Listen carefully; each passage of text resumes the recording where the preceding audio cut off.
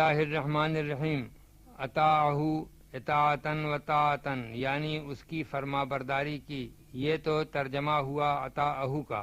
اطاعت اور طاعت دونوں مصدر ہیں جن کا ترجمہ ہے فرما برداری، اور فرما برداری کا مطلب ہوتا ہے حکم کے آگے خوشی سے سر جھکا دینا، ساتھ ہی ساتھ حکم بجا لانے میں لذت کا محسوس کرنا۔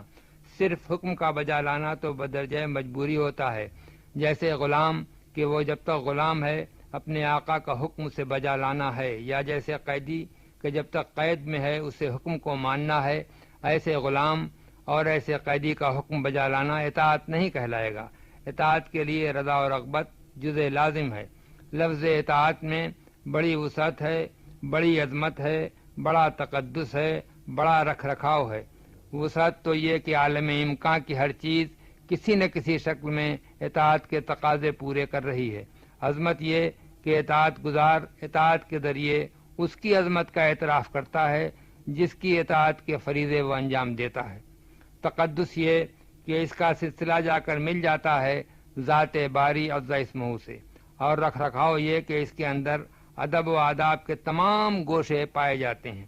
اطاعت ایمان کی منزل اول ہے۔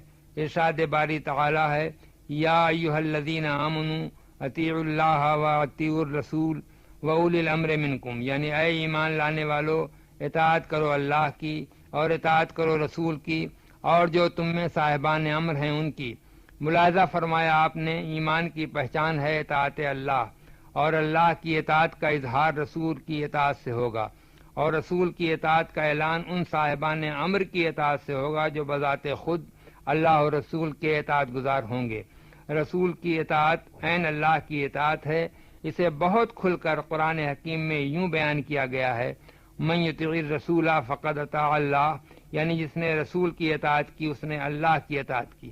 اب اس لفظ اطاعت کو معاشرتی زندگی میں دیکھیے۔ معاشرہ شروع ہوتا ہے گھر سے، اور گھر کی داغ بیل پڑتی ہے والدین یعنی ماں اور باپ سے۔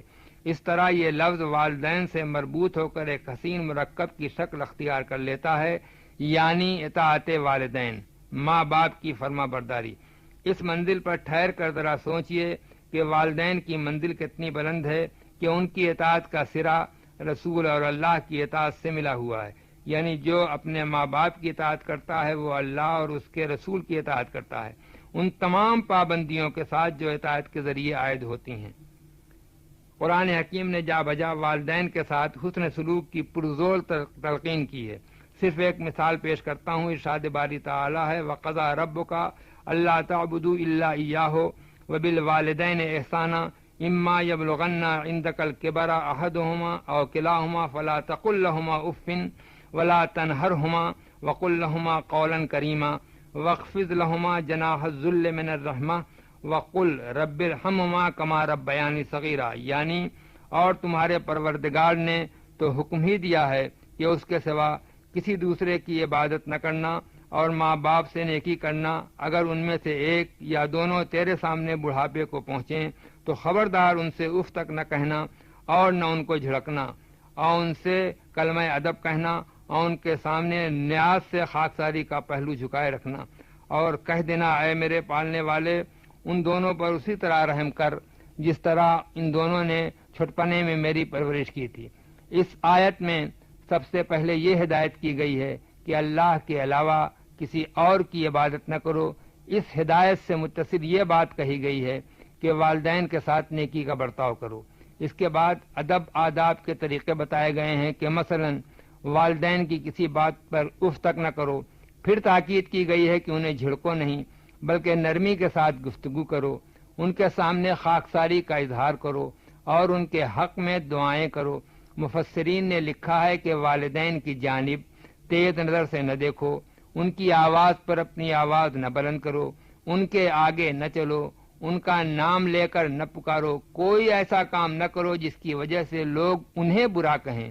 اگر والدین صاحب ایمان ہیں تو ان کی مغفرت کی دعا کرو، اور اگر وہ اس نعمت سے محروم ہیں تو ان کے لیے ہدایت و ایمان کی دعا کرو۔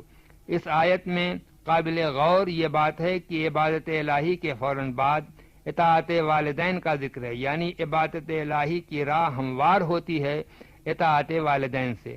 والدین کی اطاعت انسان کو انسانیت کا درس دیتی ہے، آداب سکھاتی ہے، اخلاق کی پابند کرتی ہے۔ ماں کی آغوش اور باپ کی مہربانی بچے کے لیے درسگاہ کی حیثیت رکھتی ہے۔ اس درسگاہ کا اثر پوری شخصیت کو سنوار دیتا ہے۔ قرآن حکیم کے ساتھ ساتھ حدیث میں بھی ماں باپ کی بلند منزل کا بیان موجود ہے، اور وہاں بھی طرح طرح سے اطاعت والدین کی رغبت دلائی گئی ہے۔ صحیح بخاری میں جو حدیث کی محتم بشان کتاب ہے، جا بجا فضیلت والدین و اطاعت والدین کے بارے میں حدیثیں موجود ہیں۔ مثلا ایک حدیث کا ترجمہ پیش خدمت ہے۔ اسحاق خالد واسطی سے، وہ جریری سے، وہ عبد الرحمن ابن ابی بکرہ سے، اور وہ اپنے والد سے روایت کرتے ہیں کہ رسول اللہ صلی اللہ علیہ وآلہ وسلم نے فرمایا کہ میں تم کو سب سے بڑا گناہ نہ بتلاؤں؟ ہم لوگوں نے کہا ہاں یا رسول اللہ صلی اللہ علیہ وآلہ وسلم۔ آپ نے فرمایا اللہ کے ساتھ شرک کرنا اور والدین کی نافرمانی کرنا۔ اس وقت آپ تکیہ لگائے بیٹھے تھے، پھر پوری طرح بیٹھ گئے اور فرمایا سن لو، جھوٹ بولنا، جھوٹی گواہی دینا، سن لو، جھوٹ بولنا اور جھوٹی گواہی دینا۔ آپ اسی طرح بار بار فرماتے رہے یہاں تک کہ میں نے کہا کہ آپ خاموش نہ ہوں گے۔ اس حدیث میں سب سے بڑے گناہ بیان کیے گئے ہیں۔ ترتیب یہ ہے: شرک باللہ، والدین کی نافرمانی، جھوٹ بولنا اور جھوٹی گواہی دینا۔ گویا والدین کی نافرمانی اتنا ہی بڑا گناہ ہے جتنا بڑا گناہ کے شرک ہے، اور اللہ شرک کے گناہ کو معاف نہیں کرتا۔ اگر اس سے یہ نتیجہ نکالا جائے کہ والدین کی نافرمانی ناقابل معافی جرم ہے تو ایسا نتیجہ نکالنا بیجا اور بے محل نہ ہوگا۔ قرآن حکیم میں بھی جہاں جہاں والدین کے ساتھ حسن سلوک کا ذکر ہے، وہاں وہاں یا تو شرک سے بچنے کی تلقین پہلے کی گئی ہے یا اس بات کی تلقین کی گئی ہے کہ اللہ کی عبادت کرو۔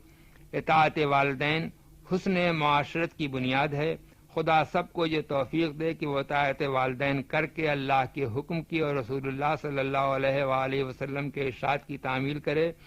دنیا میں جتنے صالحین اور اللہ کے نیک بندے ہیں یا گزر چکے ہیں، ان کی زندگی کا ایک روشن باب ہے اطاعت والدین۔